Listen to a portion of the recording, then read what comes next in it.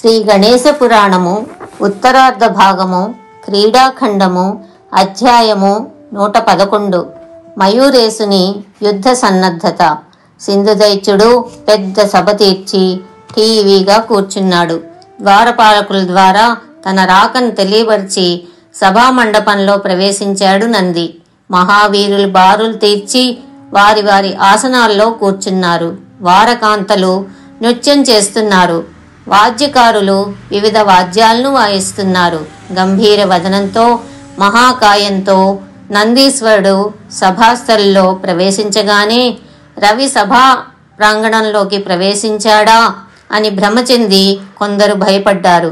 సింధు దైత్యుడు చేత్తో సంజ్ఞ చేసి కూర్చోమన్నాడు. కొందరు దైత్యులు బిగ్గరగా అరిచి నందిని భయపట్టపోయారు.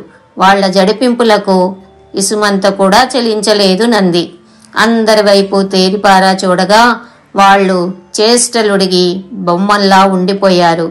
అప్పుడు నంది ఇలా అన్నాడు, నేను ఇదివరకు ఎన్నో సభలను చూశాను గాని ఇంత మర్యాదహీనమైన సభను చూడలేదు.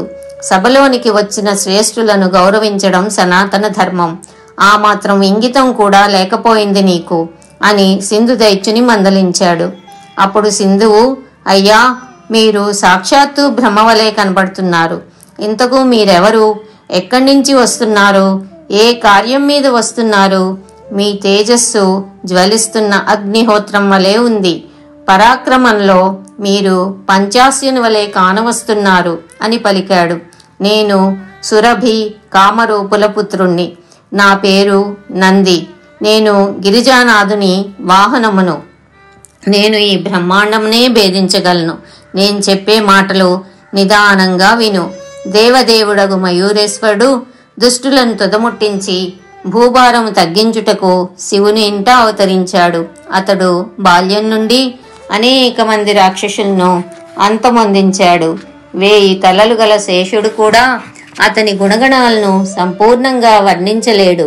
సముద్ర మంథనం వల్ల ఉత్పన్నమైన జాతి రత్నం వంటి ఆ స్వామి మాటలు విని కార్యసిద్ధిని విచారించు. నువ్వు ఆ స్వామి ఆజ్ఞలు మన్నించావా? అది అందరికీ శ్రేయోదాయకం.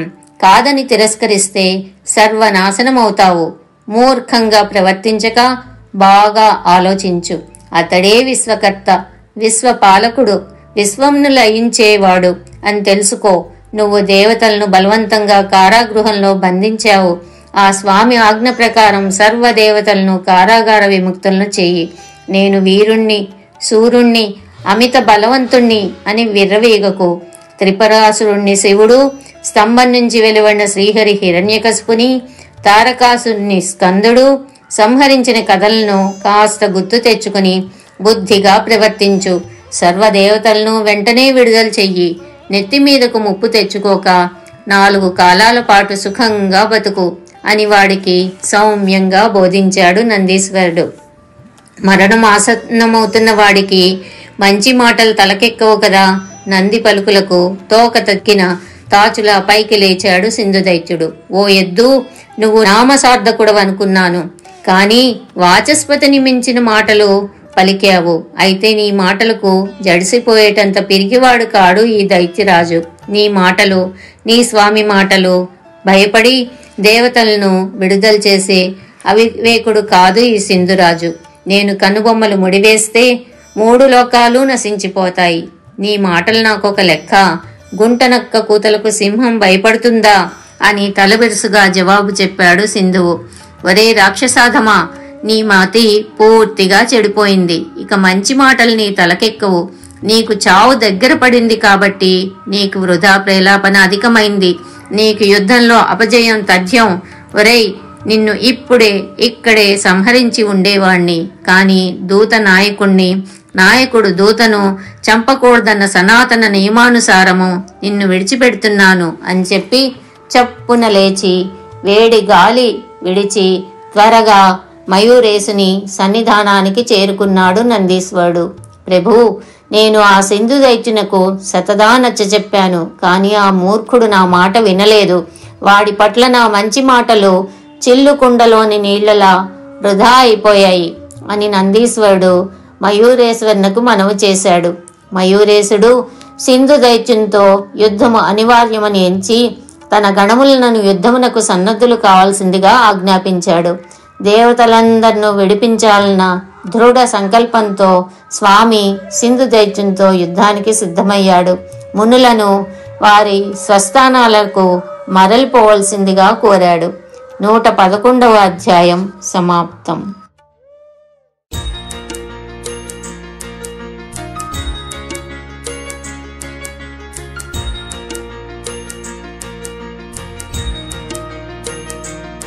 శ్రీ గణేశ పురాణము ఉత్తరార్ధ భాగము క్రీడాఖండము అధ్యాయము 112. యుద్ధ ప్రారంభము. మన్నాడు మయూరేశుడు 4 చేతుల్లో 4 ఆయుధములు ధరించి శిఖండిని అధిరోహించి యుద్ధమునకు సన్నద్ధమై దిక్కులు ప్రతిధ్వనించేలా గర్జించాడు. శివుడు వృషభంపై కూర్చుని గర్జించాడు. 7 కోటి గణములు యుద్ధ సన్నద్ధులై నిలబడ్డారు. అప్పుడు నంది లేచి, ప్రభు పరమేశ్వర, గణములకు నాయకుడగు వీరభద్రుడు వీరుడునైన నేను ఉండంగా ముందుగా మీ తండ్రి కొడుకులిద్దరూ యుద్ధానికి సిద్ధపడ్డం భావ్యం కాదు. ఆ మాటకొస్తే దేవతావైరి అయిన ఆ దైత్యుని సంహరించడానికి ఎదురుగానున్న ప్రమధులే చాలు. అతి పరాక్రమశాలురైన అసంఖ్యాక సేవకులం మేమున్నాం కదా, మా పరాక్రమం దయచేసి చూడండి. మా శక్తిని ప్రదర్శించడానికి మాకు అవకాశం ఇవ్వండి. కాకపోతే అప్పుడు మీరు వెళ్ళవచ్చు అని మనవి చేశాడు. నంది పలుకులకు శివుడు సంతసించి, బాగు నంది, బాగు బాగు, లెస్సగా పలికావు. తానే గొప్ప పరాక్రమశాలినని విర్రవీగుతున్న సింధు దైత్యునకు మీ పరాక్రమం తెలిసి వస్తుంది. ముందు నేనుంటాను. నాతో నువ్వు, పుష్పదంతుడు, భూతరాజు మొదలైన వీరులు బయలుదేరవచ్చు. మనలను కోట్ల కొలతిగా ఉన్న గణములు అనుసరిస్తారు అని శివుడు ఆజ్ఞాపించగా, మీరు అందరూ గండకీ నగరం వైపు పయనించండి అన్నారు. వాళ్లకు అసంఖ్యాకమైన దైత్య సైన్యం ఎదురైంది. ఇరుసేనల మధ్య దొమ్మి యుద్ధం మొదలైంది. శస్త్రములతో, అస్త్రములతో, భిండివాల పరస్వధములతో శివసేనలు యుద్ధ భూమిలో వీర విహారం చేయగా, కొందరికి కాళ్ళు తెగి, కొందరికి తొడలు తెగి, కొందరికి బాహువులు తెగి, కొందరికి తలలు తెగి అసంఖ్యాకంగా దైత్యసేనం అంతరించిపోయింది. మిగిలిన వారిలో కొందరు రక్తాలు కార్తూ ఒగర్చుకుంటూ సభా మధ్యమంన కూర్చుని ఉన్న సింధు దైత్యుని వద్దకు వెళ్ళి, ఏమయ్యా, అవతల నగర ద్వారాల వద్దనున్న దైత్య సేనలు హతమైపోయారు. నువ్వు మాత్రం ఇక్కడ నిమ్మకు నీరెత్తినట్టు కూర్చున్నావు. నగరమంతా శత్రుసేనలు వీర విహారం చేస్తున్నారు. కొందరు తల్లులు తమ పిల్లలను వెంట పెట్టుకుని ప్రాణాలు రక్షించుకుందుకు నగరం విడిచి వెళ్ళిపోతున్నారు. మన ఆరామాలన్నీ శత్రువులచే ధ్వంసం చేయబడ్డాయి. నగరవాసులు భయంతో కంపెచ్చిపోతున్నారు. లే, త్వరపడు అని చెప్పారు. సింధు రాక్షసుడు కోపంతో కుతుకుతా ఉడికిపోయాడు. కళ్ళలోంచి నిప్పులు కక్కుతూ పెడబొబ్బలు పెట్టాడు. గర్జించాడు, గాండ్రించాడు. నేనంటే ఏమనుకుంటున్నాడు? కుర్రకుంక మయూరేశ్వరుడు. సింహం ముందు కుందేలు కుప్పిగంతులు వేస్తున్నట్లుంది వాడి వాలకం. మేరు పర్వతాన్ని గుంటనక్క ఢీకొన్నట్టు వాడు తెగ మెడిసి పడుతున్నాడు. అందర్నీ కబళించే కాళ్ళని నేను అని వేడి నిట్టూర్పులు విడుస్తూ సింహనాదం చేశాడు. అప్పుడు దైత్యవీరులు, ప్రభు, వీరు మాకు ఆజ్ఞ ఇవ్వండి. ఒక్క క్షణంలో మయూరేశుణ్ణి మట్టి కరిపించి మన జైకేతను ఎగరవేస్తాం అని ప్రగల్భాలు పలికారు. సరే, వెంటనే యుద్ధానికి సిద్ధం కండి అని తన సేనలను ఆజ్ఞాపించి వాళ్ళందరినీ వెంట పెట్టుకుని రణదుర్మదంతో తన గుర్రాన్ని ఎక్కి యుద్ధభూమికి చేరాడు సింధు దైత్యుడు. 112వ అధ్యాయం సమాప్తం.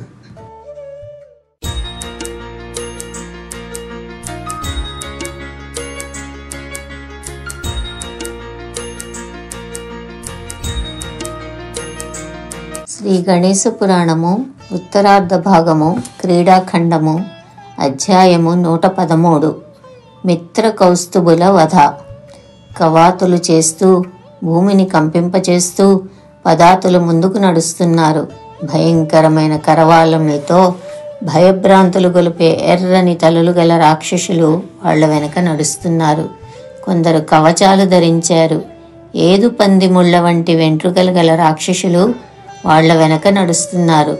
కొందరు ఒడలకు చందనం పూసుకుని శస్త్రాస్త్రని నిపుణులైన రాక్షస వీరులు, కొందరు యుద్ధోన్మాదులై విజయకాంక్షతో విర్రవీగుతూ చెవులు తూట్లు పడేలా బాకాలు ఊదుతూ భేరీలు వాయిస్తూ శంఖాలు పూరిస్తూ నడుస్తున్నారు. తర్వాత అంబారీలతో అలంకరింపబడి తెల్లని దంతాలు గల మదపుటేనుగులు ఘీంకరిస్తూ ధ్వజ పతాకాలతో టీవీగా నడుస్తున్నాయి. వాటి వెనక డెక్కలతో భూమిని తన్నుచూ ఖడ్గదారులైన అశ్వికులను ఎక్కించుకుని దశ దిశలు దద్దరిల్లేలా సకలిస్తూ గుర్రాలు నడుస్తున్నాయి. వాటి వెనుక కవచాలు శిరస్త్రాణాలు ధరించిన అస్త్రధారులకు వీరులతో విరాజిల్లుతున్న రథాలు నడుస్తున్నాయి. యుద్ధభూమిలో శత్రుసేనల మధ్య ఎంత చతురతతో నడపాలో అంత చాకచక్యంతో గుర్రాలను నడపగల సారథులు పగ్గాలు పట్టారు. ఇలా సింధు దైత్యుని సేనావాహిని యుద్ధ సన్నద్ధమై ముందుకు సాగింది. సైనికులు ఝుళిపించిన కత్తుల కాంతుల ఎదుట వారి కళ్లకు చీకట్లు కమ్మిస్తున్నాయి. సేనలు చేస్తున్న శబ్దాలకు దిక్కులు బద్దలైపోతున్నాయి. ఇటు భూతనాద పుష్పదంతులు శత్రుసేనల గుండెల్లో దడ పుట్టిస్తున్నారు. నగరమునకు వెలుపలనున్న సైన్య రక్షణ స్థావరాలను దగ్ధం చేశారు. వాళ్ల ప్రతాపం విని సింధు దైత్యుడు నానా శస్త్రాస్త్రధారులైన యోధులతో కూడి చతురంగ బల సమన్వితుడై వచ్చాడు. భూతనాద పుష్పదంతులు మయూరేశ్వరుని వద్దకు వెళ్ళి, ప్రభు, నీ ఆజ్ఞ శిరసావహించి మేము శత్రుసేనలను సంహరించాము అని చెప్పారు. మయూరాన్ని అధిష్ఠించి ఆయుధములు చేతబూని మయూరేశుడు వచ్చాడు. అసంఖ్యాకమైన గణములు, ధనుర్బాణములు, కత్తులు, బాకులు, గదలు ధరించి అతన్ని అనుసరించారు. వృషభరాజుపై ఎక్కి నీలకంఠుడు మునిగణాల స్వస్తి వాక్యముల మధ్య తన పరివారంతో వచ్చాడు. తొలుత నంది చెప్పినట్లు ఉన్న తన సేనా సముద్రమును చూసి మయూరేశ్వరుడు తృప్తి చెందాడు. జయఘోషలు మిన్నుముట్టాయి. నంది మయూరేశుని ముందు మోకరిల్లి పిదప రంకెలు వేస్తూ గగన మార్గగతుడై సింధు సేనల శిరస్సులను తెగవేశాడు. శత్రు సైనికుల ఛత్రాలను తన వాడి కొమ్ములతో ధ్వంసం చేశాడు. యుద్ధభూమిలో నంది విజృంభణకు గుర్రాలు పడిపోతున్నాయి. రథాలు విరిగి నేలకు కూలిపోతున్నాయి. నంది పరాక్రమం చూసి సింధు దైత్యుడు ఆశ్చర్యపోయాడు. ఏమర్రా, మీ పౌరుషం ఏమైనట్లు? సిగ్గులేదు, మహాయోధులమని గొప్పలు పలికిన మీరు ఏం చేస్తున్నట్లు అని తన సేనలపై కళ్ళెర్ర చేశాడు. సింధురాట్టు మంత్రులు కౌస్తుభ మైత్రులు ముందుకు వచ్చి, ప్రభు చింతించకు, మా పౌరుషం శత్రుసేనలకు చవి చూపిస్తాం. మేము వీగిపోతే మా ముఖాలు మీకు చూపం, ఇదే మా శపథం అని ప్రతిజ్ఞ చేశారు. బ్రహ్మాండమును బద్దలు చేసేటంత పదగట్టంతో మయూరేశుని పైకి ఎగబడిపోయారు. వాళ్లను అడ్డుకునేందుకు వీరభద్ర కుమారస్వాములు తమ తమ అసంఖ్యాక సేనలతో రంగప్రవేశం చేశారు. కుమార వీరభద్రులు మిత్రకౌస్తుభులు ఒకళ్ళకొకళ్ళు తీసిపోకుండా పోరు సాగించారు. దేవసేనలు చాలా నష్టపోయాయి. జయ జయ ధ్వానాలు చేస్తూ మంత్రులు ఇద్దరు సింధూరాట్టు దగ్గరకు వచ్చారు. కుమార వీరభద్రులు మయూరేశ్వరుని కడకు వచ్చారు. అంతలో సూర్యుడు అస్తమించాడు. నాటికి యుద్ధం విరమించారు. మర్నాడు భళ్ళున తెల్లవారింది. యుద్ధం మొదలైంది. వీరభద్ర షడాననులకు ఆవేశం పెరిగింది. గగనతలం దద్దరిల్లేలా గర్జిస్తూ వీరావేశంతో పోరాటం సాగించారు. యుద్ధభూమిలో చెలరేగిన దట్టమైన ధూళి ఆ ప్రాంతమునంతట్ను కప్పివేసింది. అంతటా అంధకారం నెలకొంది. ఆ చీకట్లో ఎవరి వారు ఎవరో తెలియలేదు. కుమారస్వామి రెట్టించిన రోషంతో శత్రుసేనలను చెండాడాడు. మిత్రుణ్ణి పట్టుకుని పిడికిలి బిగించి వాడి కణతపై బలంగా ఒక్క గుద్దు గుద్దాడు. ఆ దెబ్బకు మిత్రుని తల తిరిగింది. ముక్కు, నోరు, చెవుల వెంట రక్తం కక్కుకుంటూ వాడు శాశ్వతంగా కళ్ళు మూశాడు. యుద్ధం చేసి అలసిపోయిన షడానుని పైకి ఉరకపోయాడు కౌస్తభుడు. వీరభద్రుడు చప్పును వచ్చి ఢీకొని వాడితో ఘోరంగా యుద్ధం చేసి చివరకు వాణ్ణి నేలకు కూల్చివేశాడు. అతి బలవంతులైన అమాత్యులందరూ అంతమవడం చూసి దైత్యసేనలు యుద్ధభూమిని వీడి పలాయనమైపోయాయి. ఈ ఘోర వార్త విని సింధు దైత్యుడు మిక్కిలి శోకించాడు. 113వ అధ్యాయం సమాప్తం.